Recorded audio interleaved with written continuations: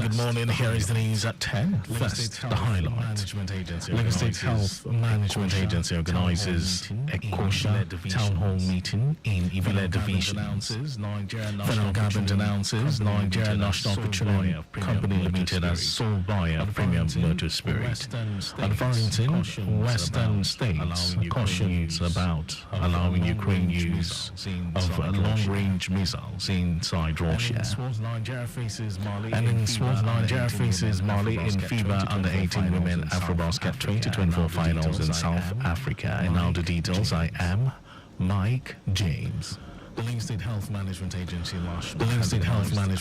LASHMA has organized an Eco Social Health Alliance EcoSha Town Hall meeting with the vulnerable under Ilera Eco Health Insurance in the 5 Ibile divisions in the state.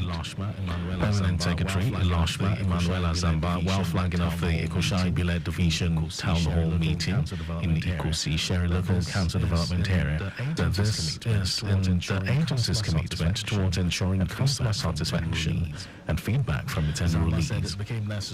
Zamba said it became necessary for the agency to organize the forum to be abreast of how enrollees are being treated while accessing care at the hospitals, understand the challenges they face and provide solutions. She also said the feedback from enrollees will enable LASHMA to ensure better planning, implementation and monitoring process. The Permanent Secretary urged the vulnerable enrollees to shun self-medication and drug abuse, but to rather implore them to access care whenever they are ill. Other than that, the agency is fully committed to ensuring that enrollees receive the highest quality of care so that they can live a healthy life. The Lagos State Waterways Authority LASWA has marked the successful conclusion of the 4th edition of the Water Savvy Kids program, an initiative aimed at educating children about the importance of inland waterways transportation and conservation. In his remarks, Commissioner for Transportation Oluwaseun Oshiemi congratulated the students and LASWA for their dedication towards improving the waterways transport system. Oshiemi also emphasized the importance of inland waterways transportation, saying it is the lifeblood of cities, communities and future. And as part, LASWA's General Manager, Damilola Emmanuel, expressed pride in the process and progress made in raising awareness about the vital role of inland waterways in the ecosystem and the need to protect them. Emmanuel commended the students who participated in the program for their enthusiasm and commitment to safety, saying they had proven that no one is too young to make a difference.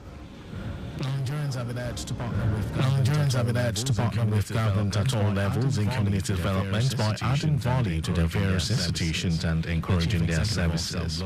The Chief Executive Officer of Global Transport Policy, Shegun Musa, made the call at the 3rd edition of its masterclass Train the Trainer workshop tagged Improving Your Leadership Skills. The Emotional Intelligence option, organized for traffic managers and other uniformed personnel. Musa charged the participants who were drawn from the Lagos State Command of the Nigeria Security and Civil Defense Corps, NSCDC, and Vigilante Group of Nigeria to improve their efficiency, capacity, and be more receptive as they interface with the general public in order to add value to their performance. We also need to support government. In appreciating what we are doing as agencies of government, to see how we can add more value, to see how we can add more value to what we do, and give you more encouragement. If we allow government to do it all, we might be waiting to train all of you. We might be waiting indefinitely because there's much that government needs to do. We've taken it up as a responsibility to see how we can partner with government in ensuring that our officers are trained.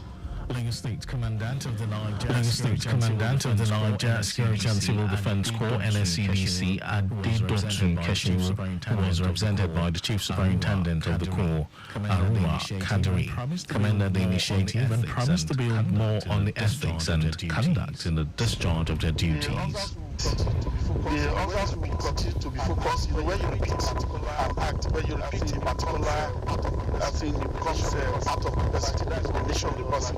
So I think that's what we focus on. It makes the officers to be focused on, to be more aware, and even in their subconsciousness, they will be able to reproduce what they have been trained. But there's still strictly to the ethics of the profession and their conduct relating with the people they are to protect, because you don't jeopardize what you are to protect. So when you are constantly reminded, it helps you form of training, it helps you to also perform very well. Group commandants and also speaking group commandants, Vigilante Group of Nigeria, Tajuddin Opeyemi, promised to carry out the task ahead by training other officers to achieve the global best practices. In his presentation, the Director of Training, Global Transport Academy, Segun Awelbi, charged the officers on effective communication, team bonding, and as well foster friendship for optimal service delivery. The federal government has commenced the dredging of the Ogun River from its Lagos State end near Ikorodu down to Isheri as part of efforts to prevent the perennial flooding of communities along this axis in Ogun and Lagos State. Speaking during the flag-off, the Managing Director and Chief Executive Officer of the Ogun Osun River Basin Development Authority, DG Ashiru, said the 10-kilometer dredging project would help to widen and deepen the river, increasing its capacity to accommodate more water and control flooding. Ashiru stated that the project, which is expected to last 6 months, would also help prevent incidents of dam collapse due to large volume of water, as occurred in Maiduguri, Borno State on Tuesday. He emphasized that this intervention highlights the federal government's commitment to prioritizing the safety of lives and property across the country, while working diligently to prevent flooding. And now to the rest of the story. The federal government has announced that the Nigerian National Petroleum Company Limited will be the sole buyer of premium motor spirit from Dangote Refinery. It also noted that interested marketers would have to buy the product from the national oil firm through its trading company. Minister of Finance and the Coordinating Minister of Economy, Wale Edu, said this at a press briefing in Abuja. Edu said this was part of the agreement reached with the management of Dangote Refinery on the commercial terms for the supply of crude oil to the refinery and the off-taking and distribution of petrol and diesel from the facility. The directive also implies that the government can still control the pricing of the product, as it will be based on the agreements between the government and the refinery, while all associated regulatory costs pertaining to the Nigeria Port Authority, Nigerian Maritime Administration and Safety Agency, and others would also be paid for in Naira.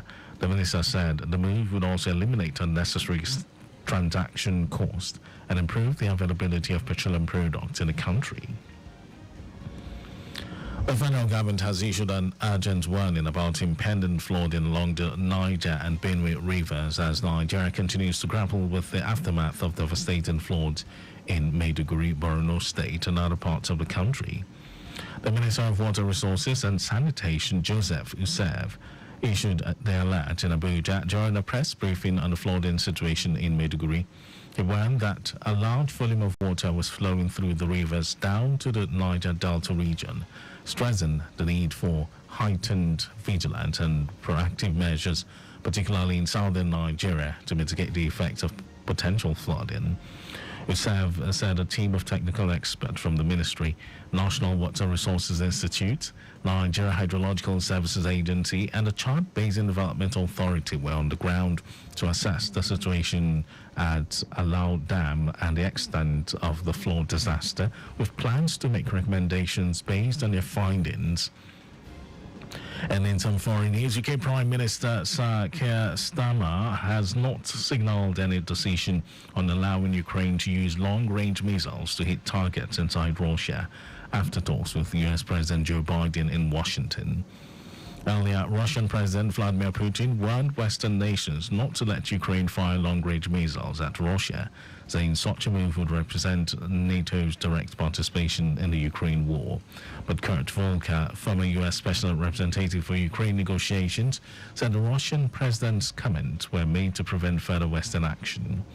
Commenting on the debate over long-range missiles, Volker said the U.S. overplays in the sense that this is a new red line that can provoke Russia and create some kind of new escalation. Meanwhile, to date, the US and UK have not given Ukraine permission to use long-range missiles against targets inside Russia, for fear of escalation. Ukrainian President Volodymyr Zelensky has repeatedly called on Kyiv's Western allies to authorize such use, saying it is the only way to bring about an end to the war. The Western states have long been cautious about allowing Ukraine to use the missiles against Russia. And over to sports news. Nigeria will today face Mali in the final of the FIBA Under-18 Women's AfroBasket 2024 at the University of Pretoria, South Africa. Junior D Tigress reached this stage by defeating Uganda 71-67 in a nail-biting semi-final clash at the same venue on Friday. The narrow win also securing them a ticket for the FIBA Under-19 Women's Basketball World Cup 2025 in Czech alongside Mali, who steamrolled Cameroon 103-45 in the other semi-final clash at the same venue earlier in the day. Nigeria, alongside Rwanda, qualified to the knockout stages as the best third-place finishers, seeing off Egypt in the quarters and repeating the feat against Uganda for a 71-67 victory. And that was our news at 10, but just before we go, maintain adequate distance from the vehicle ahead of you to avoid collision. You can follow us and like all our various social media platforms: X, Traffic Radio 961, Facebook, Lagos Traffic Radio 96.1 FM, Instagram, Lagos Traffic Radio 961. Subscribe and watch our news and programs live on YouTube, Traffic Radio 961. You can also visit our website, www.trafficradio961.ng. And did you know that the Sanwo-Olu administration constructed watchtowers with alarm bells and perimeter fences in model colleges? Well, you can always get more details on the Legacy Government website. And to end the news, here are the highlights of the major stories. The Lagos State Health Management Agency, LASHMA, has organized an ECO Social Health Alliance ECOSHA Town Hall meeting with the vulnerable under Ilera Eco Health Insurance in the 5 Ibile divisions in the state. The federal government has announced that the Nigerian National Petroleum Company Limited will be the sole buyer of premium motor spirit from Dangote Refinery. We also told you that UK Prime Minister Sir Keir Starmer has not signalled any decision on allowing Ukraine to use long-range missiles to hit targets inside Russia after talks with US President Joe Biden in Washington. And then in sports, Nigeria will today face Mali in the final of the FIBA Under-18 Women's AfroBasket 2024 at the University of Pretoria, South Africa. For contact with the newsroom, send a message to info@trafficradio961.ng. That ends the news broadcast, compiled by Adeswa Ejoyoka. Thank you for listening. Lagos.